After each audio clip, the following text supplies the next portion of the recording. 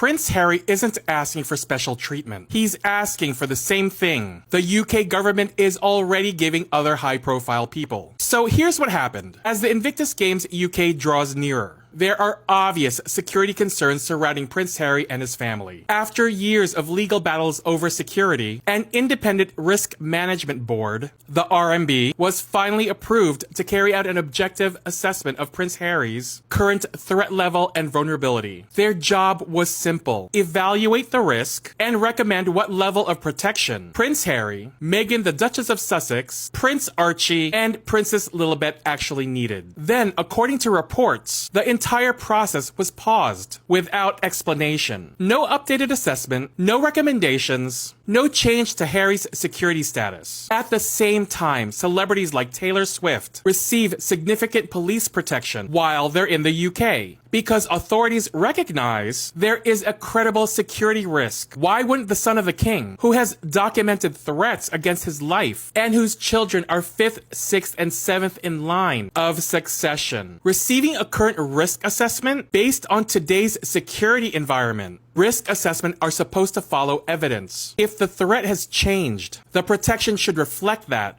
That's how security decisions are supposed to work. So here's my question for you. Do you believe Prince Harry and his family deserve the same objective, evidence-based security assessment that any other high-profile person facing credible threats would have received? And the Prince Harry security dispute has become one of the most misunderstood constitutional rows in recent years.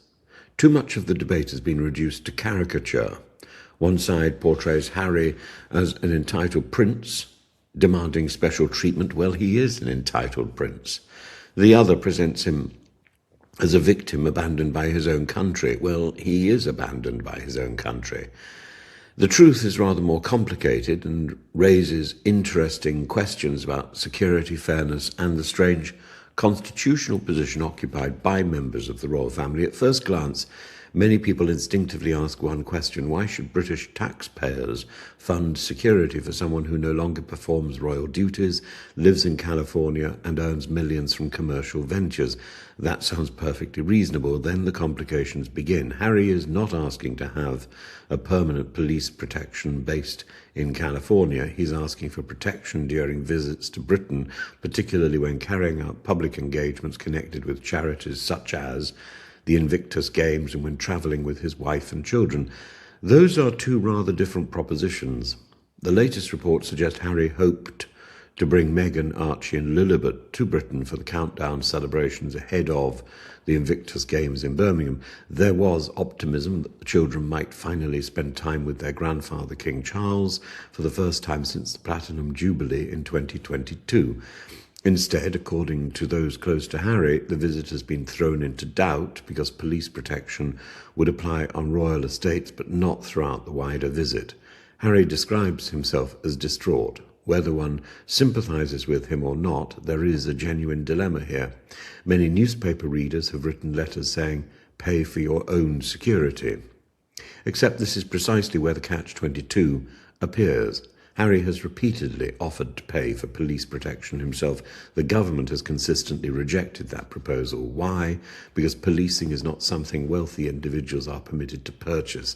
Armed Metropolitan Police officers carry intelligence, firearms authority and legal powers unavailable to private security firms. British policing has never been run on a commercial basis where the wealthy buy armed state protection while everyone else relies on private guards. In other words, Harry is not allowed to buy the one form of security he argues he needs.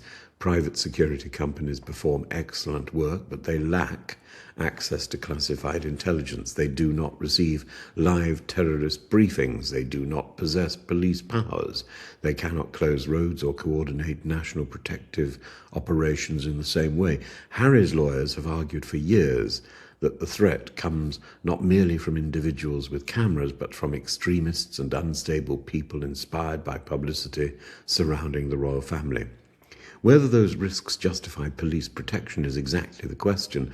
Last year, Harry lost his legal challenge against the Home Office or over the removal of his automatic police protection. The courts didn't decide that Harry faced no threat, they ruled that the decision-making process adopted by the government was lawful. That distinction matters. Following further discussions, Harry received a fresh threat assessment, but according to his representatives, an independent risk management board review has still not taken place. They argue that without such a review, the proportionality of the present arrangements cannot properly be judged. The government naturally refuses to discuss security arrangements publicly. Any responsible government would do the same. Critics nevertheless ask another fair question. If Harry voluntarily resigned from royal duties in 2020, why should he retain privileges unavailable to other celebrities?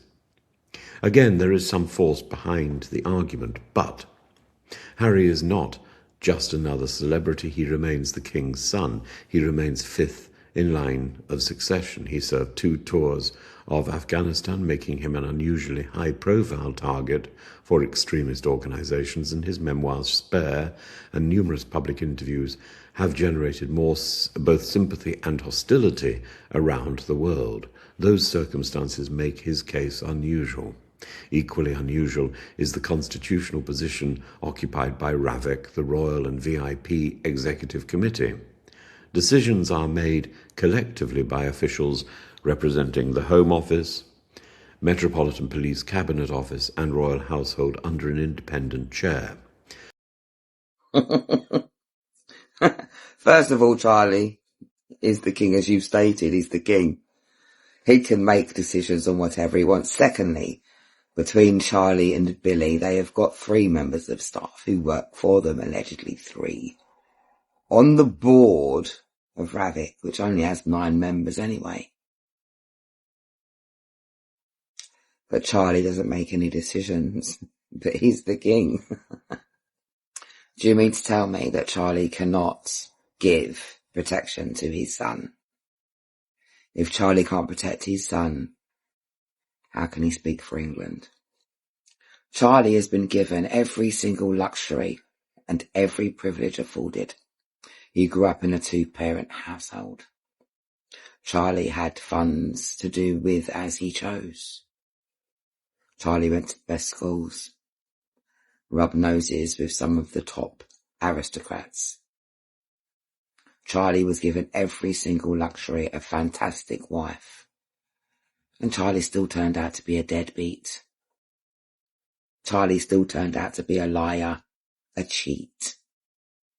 Charlie still turned out to be, if Charlie wasn't king, one of the worst members. If Charlie didn't have the title of the king, and someone had written into Reddit about him, the responses would be unbelievable. Because what a piece of shit. Harry and Billy grew up in the same house. They were afforded the same privileges, the same luxuries. They went through the same tragedy. But Baltimore is still a vicious little bastard.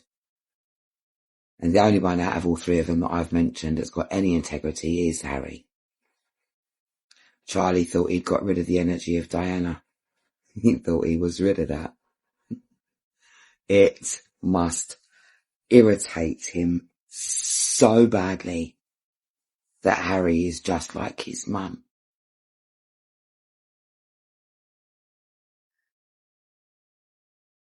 Kathy, and don't get me started on Kathy and how posts allude to her climbing whatever, and it's not even her.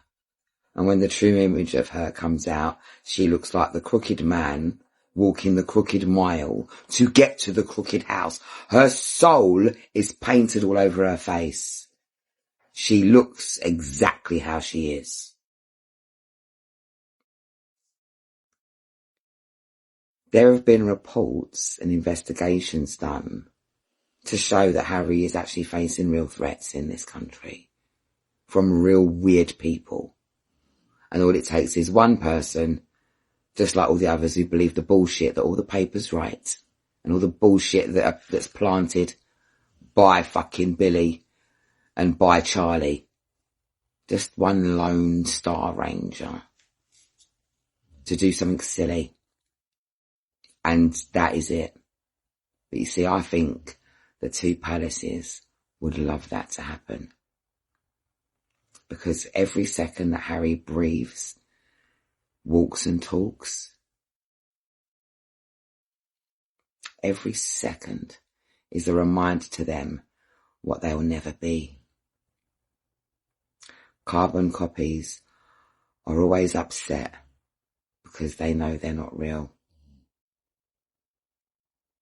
No one really knows about the carbon copy when they're the first copy because they don't give a fuck. But I'm supposed to believe that Charlie can speak for England. Charlie doesn't make decisions about security.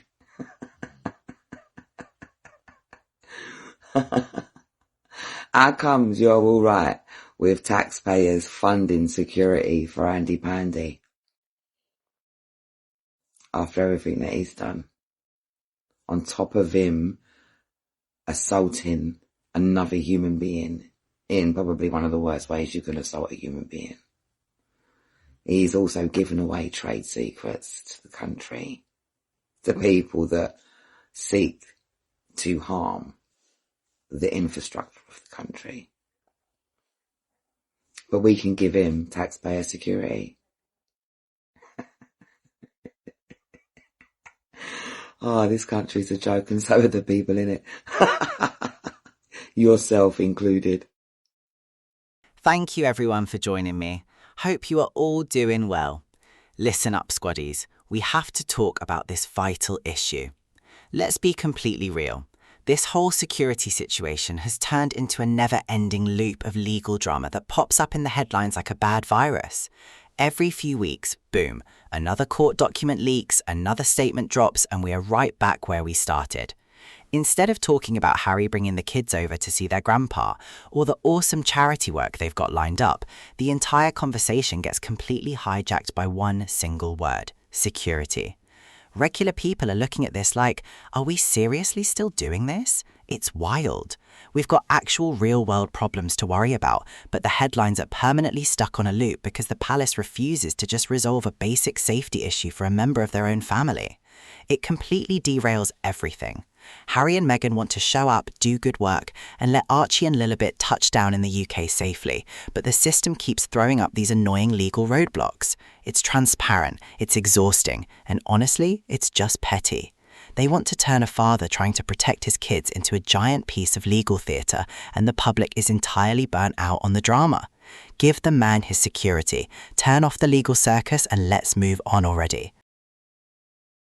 The paradox in Harry's situation is absolutely wild. We are talking about a man born directly into the ultimate institutional fishbowl. He's a military veteran who served his country, and he is the son of Princess Diana, literally one of the most heavily hunted, press-stalked figures in modern human history. Yet, despite the fact that his face is recognised on every single corner of the globe, the system wants to sit there and act like his basic safety is some kind of debatable, unresolved math equation. Regular people look at this and see a total setup. It makes absolutely zero sense. You can't put a guy in the spotlight from the day he's born, use him for your institutional branding, watch him deal with documented high-level threats, and then the minute he steps back from the firm, decide his safety is up for debate. It's completely backwards. Harry didn't ask to be born a prince, and he definitely didn't choose the massive lifelong target that comes with it. But instead of just protecting the man, the palace and the system are trying to play technicality games with his life. Regular folks see right through it. It's pure pettiness wrapped up in bureaucratic paperwork. He's a father trying to protect his family, but the system is treating his safety like a privilege they can just switch off because they're mad he left. It's a total joke. The palace really thought that if Harry and Meghan stepped back, they'd just fade away into the background. Wrong. Leaving the firm didn't make them invisible. It turned the volume up to 100. It actually multiplied their global clout. Now, every single move they make trends globally, and the internet haters are working 24 hours a day, 7 days a week, spinning wild stories. All that online toxicity translates to very real, very dangerous threats on the ground. Regular people look at this and see how crazy it is. If you're that famous, you can't just walk into a local shop with chaos breaking out. The threats are intensifying, yet the system is acting like they're just normal citizens who can roll around without a security team. It's a total safety hazard. Harry is out here trying to navigate this massive global spotlight, while the UK establishment pretends the risk just vanished because he doesn't want to stand on their balcony anymore. It's hilarious because they wanted them to fail and disappear, but Harry and Meghan are bigger than ever. Stripping their official protection under these conditions isn't just petty, it's straight up reckless. The world is watching, the threats are real, and playing games with a family's safety just because your feelings are hurt is an absolute clown move. This whole thing has stopped being about technical security rules. It's a straight-up crash-out for public trust. When the entire decision-making process happens in dark, smoky backrooms completely hidden from the world, with zero independent risk assessments, it leaves regular folks looking at the system like, yeah, this whole thing is rigged. Normal people on the street know exactly how this works. We've all seen that shady manager who cooks up random new rules behind closed doors just to mess with the employee they don't like. It's the same exact energy here. The palace is trying to pass this off as standard government protocol, but regular people have eyes. We know when a system is being totally compromised just to settle a personal grudge. Harry is just trying to get a fair shake and keep his family safe, but the establishment is running a completely covert operation to block him. It's wild because they think the public is too dumb to notice the puppet strings being pulled, but we see the hustle clear as day. When an institution is that terrified of transparency, it means they're hiding something messy. The trust is completely cooked, the gatekeeping is embarrassing, and the palace looks absolutely ridiculous trying to hide behind closed doors.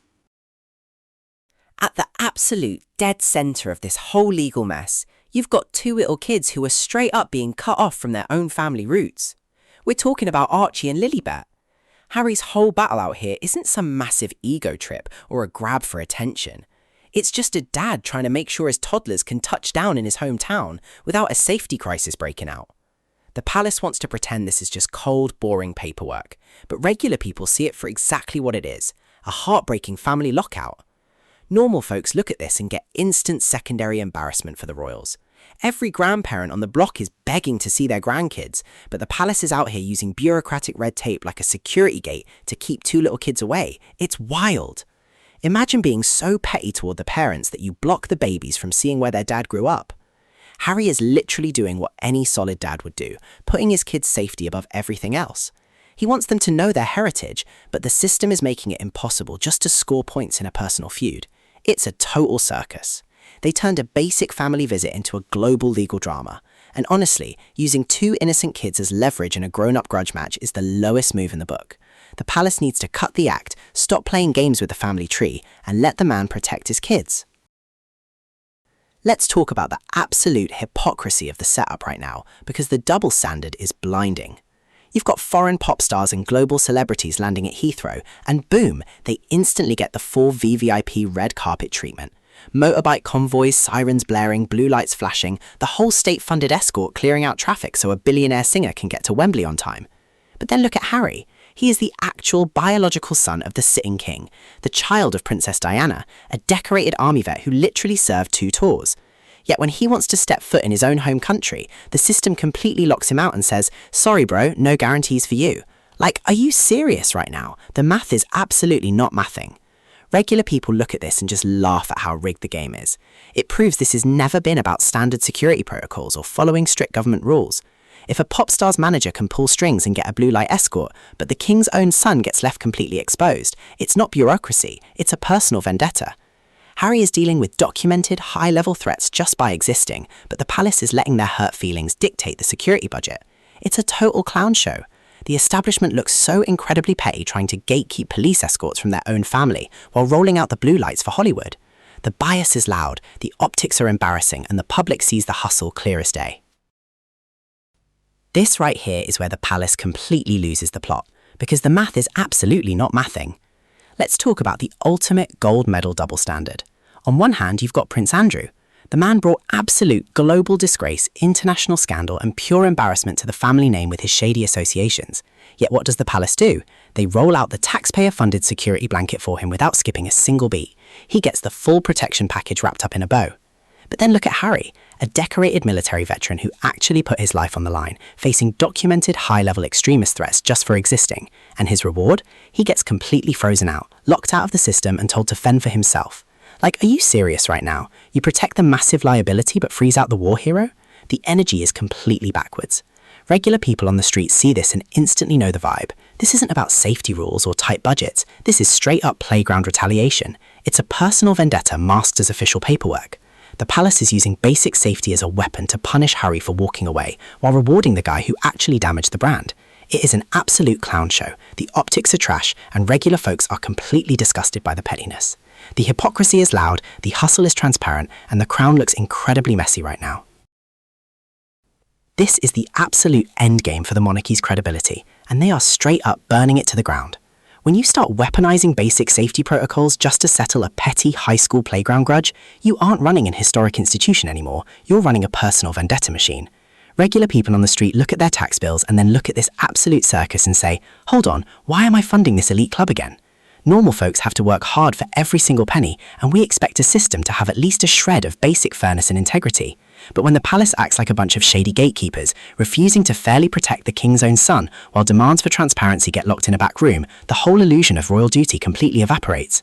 Harry is out here trying to move forward, do real-world good, and just keep his family safe from documented threats. But the establishment is so stuck in their feelings that they'd rather torch their own reputation than do the right thing. It's hilarious because they think they're looking powerful, but regular people just see a crumbling system losing its absolute grip on reality. The legitimacy is cooked, the hustle is exposed, and the public is entirely done paying for the drama. Thank you so much, Squaddies, for watching. I really hope you enjoyed the podcast. If you love what we're doing out here and you want to get even closer to the action, you've got to join the inner circle. Look, we are out here dropping the realest, unfiltered takes every single week, and by becoming an official channel member, you're keeping this operation independent and completely powered by the people. None of that palace PR fluff over here. I am Miles. Have a blessed weekend ahead.